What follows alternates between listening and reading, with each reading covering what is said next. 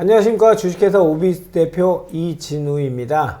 자, 오늘은 특별한 전문가를 모셨습니다. 여러분들이 가장 궁금해 하시고 또 말도 많고 탈도 많은 그 감정 뭐 이런 문제를 제가 얘기 드리면 아무래도 공신력이 떨어지겠죠. 저는 부동산 전문가이지 감정에 관해서 전문가는 아니기에 오늘 감정에 관한 전문가를 모시고 몇 가지 궁금한 걸 여쭤보도록 하겠습니다. 자, 오늘 모신 분은 대일감정평가법인의 백성인 감정평가사 나오셨습니다. 안녕하십니까? 안녕하십니까? 네. 대일감정평가법인 소개 좀 해주세요. 저희 감정평가법인은 대일감정원입니다. 대일감정원은 국토교통부 지정 대형 감정평가법인으로서 현재 공시지가 업무, 담보평가 업무, 재개발, 재건축, 가로주택 정비사업, 소규모주택 재건축 사업 등 여러 분야에서 국민들의 재산권을 지켜드리고 있습니다.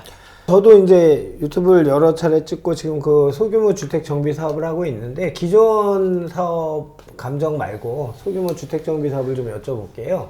제가 현장에 있다 보니까 뭐 괴담 수준의 얘기들이 막 돌고 하는데 그런 것들의 대표적인 게 이제 뭐 공시지가로 뺏어간다, 내 집을 그냥 뺏어간다, 뭐 이런 것들이 있는데 저희는 이제 구청하고 저희가 아시다시피 구청에 이제 연번동에서 진구할 때 기타 사업비나 이런 것들이 들어가지 않습니까? 그렇죠. 그게 합리적이어서 연번동에서 구청장님 직인이 찍힌 게 나오는데도 불구하고 뭐 왜란 표현은 잘못된 거겠지만 그냥 싫은 분도 있을 수 있잖아요.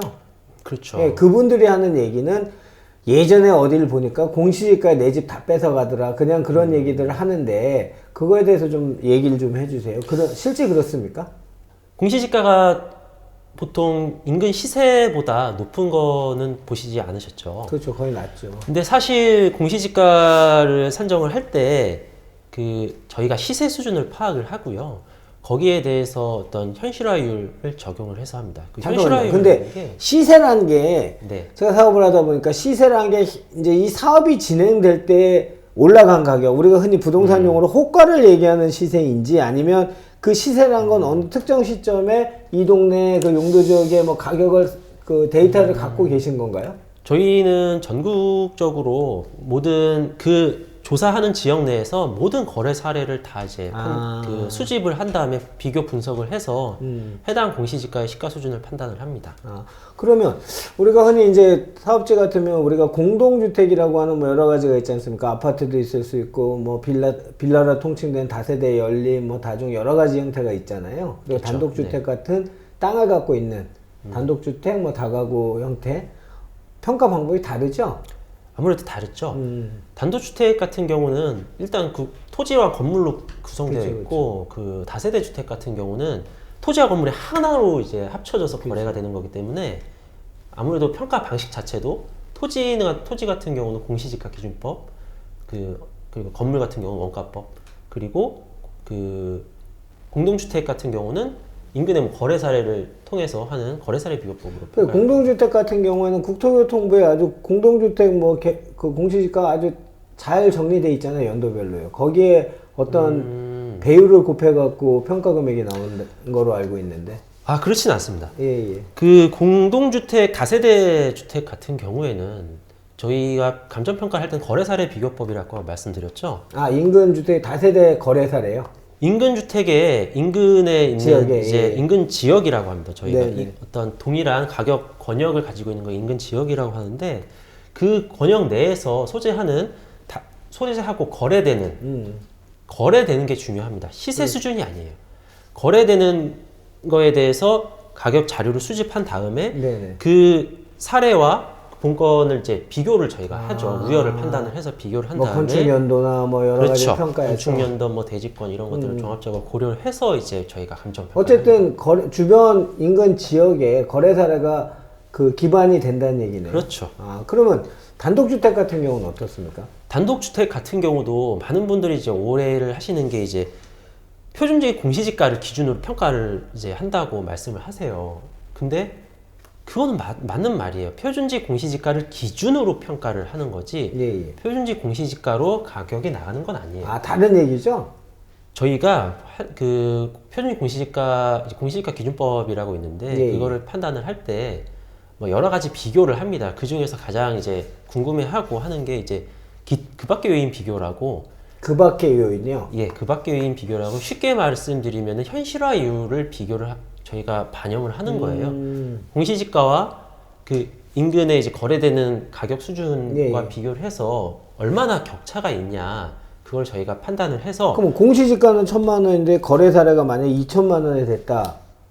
그럼 어떻게 돼요? 공시지가가 1,000만 원, 거래 사례가 2천만 원이 됐다. 예, 거래 사례는 뭐 이게 단순 비교하기는 어렵지만 예, 대략적으로 예. 그 2 정도가 곱해지는 거겠죠. 아, 공시지가에. 그렇죠. 아, 그러면 그 말 그대로 인용하면 공시지가가 1,000만 원인데 거래 사례가 1,500만 원이라면 한 1.5 정도가 1.5를 곱하는 거네요. 곱해지겠죠. 아, 그러니까 제가 궁금한 게 그거였거든요. 흔히 말하는 뭐 공시지가로 평가를 해서 그거를 뺏어간다, 이거는 절대 아니네요.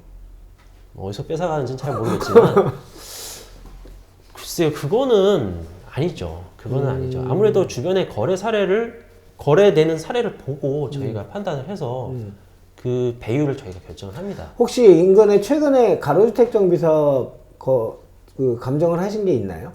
아, 뭐 제가 직접 한 것도 한 군데가 있고요. 아, 어디 서울입니까? 수도권입니까? 경기도. 경기도? 부천에서 아무래도 이런 소규모 재개발을 많이 하고 있습니다. 아, 거기는 공동주택이 위주였습니까? 아니면 주로 공동주택 위주로 많이 합니다. 네. 그때도 지금 말씀하신 것처럼 주변 거래 사례를 인용해서 그렇죠. 기반으로 해서 그 토지 등 소유자께서 흔히 말하는 만족이란 건 없겠지만 내 재산은 높게 평가하길 바라겠지만 어느 정도 그 사업을 하기 이전에 거래되는 그 가격 정도까지는 올라간 가격으로 평가가 났습니까? 아니면 현격히 차이가 났었습니까?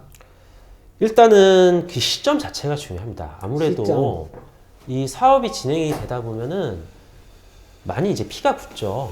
그쵸. 피가 붙죠. 피가 붙죠. 당연히 그 프리미엄이 붙죠. 근데 이제 저희가 법상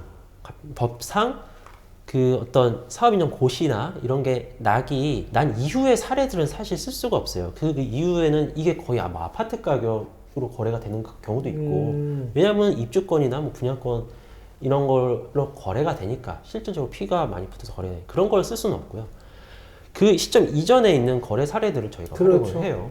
우리가 전문가들 말하는 흔히 시세라는 거는 이런 어떤 프리미엄이 붙기 전에 매매되는 가격을 저희는 시세라고 하는데, 네. 그러니까 저희가 말하는 호가를 시세로 하시는 분들도 있는 것 같고, 토지 등 소유자께서.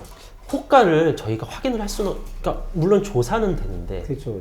저희는 어떤 가격 증거를 가지고 이제 가격을 판단해야 되기 때문에 명확한 근거가 남아 있는 걸 기준으로 해야 됩니다. 그게 이제 거래 사례고요.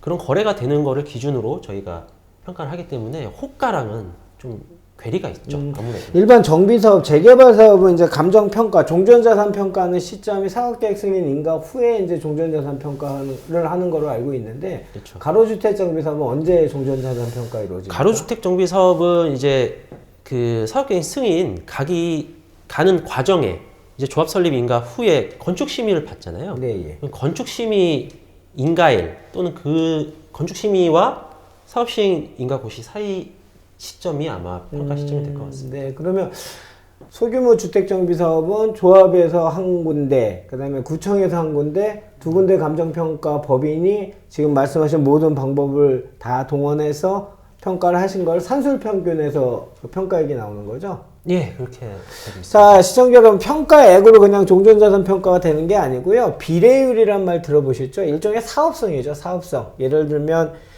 사업성이 비례율이 뭐 110이다 라는 말은 내 조합원이 내 재산 1억을 조합에 출자를 하면 1억 1000으로 평가를 한 비율을 비례율이라 하고요. 1억 1000이 된 금액을 권리가액이라고 합니다. 그래서 내 재산의 총합은 권리가액으로 결정되는 겁니다. 맞습니까? 맞습니다. 네, 그렇게 생각하시면 편할 것 같아요.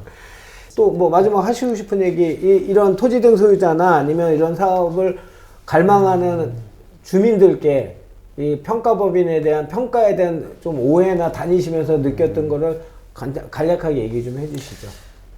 항상 이제 뭐 시세에 비해서 항상 조금 낮게 나왔다고 말씀을 많이 하십니다. 근데 저희도 이제 그렇게 높게 해드리고 싶지만 사실 저희 아까 말씀드렸듯이 가격 자료에 의해서 하는 거기 때문에 저희도 그런 법 테두리 내에서 평가를 하고 있는 점 좀 양해 좀 부탁드리도록 하겠습니다. 사정을 하시네요. 근데 그 법 평가 내라는 게 아까도 중요한 거는 일단 거래사례 비교를 한다는 게 저는 굉장히 포인트 같은데 그거는 광범위한 그 인근 지역의 거래사를 다 참고하시는 거죠? 너무 이제 좋은 데와 너무 현격히 떨어진 데를 비교하지는 않고요. 유사한 지역 내에서 그렇죠. 하급지, 상급지를 비교하진 못하더라도 네, 유사 지역은 거래사를 비교하신다는 얘기잖아요. 그렇습니다. 자, 시청자 여러분 잘 아셨죠? 우리 현장에서 떠도는 괴담 수준의 이런 얘기에 현혹되지 마시고요. 지금 서울 아파트 분양은요, 70점이 넘어도 분양을 받을 양질의 상급지, 중급지 이상 되는 데는 청약 가점이 70점 돼도 못 받습니다. 그런 정비사업에 좋은 기회를 장래에 프리미엄을 만들 수 있는 그런 기회 놓치지 마시고요. 적극적으로 내 재산 내가 지키는 방법을 택하셨으면 좋겠습니다. 오늘 저희에게 잘못 알고 있는 우리가 상식적으로 또는 그냥 하는 얘기로 하는 얘기들을 바로잡아 주신 분은 대일감정평가법인의 백성인 감정평가사셨습니다. 오늘 감사합니다. 네, 감사합니다.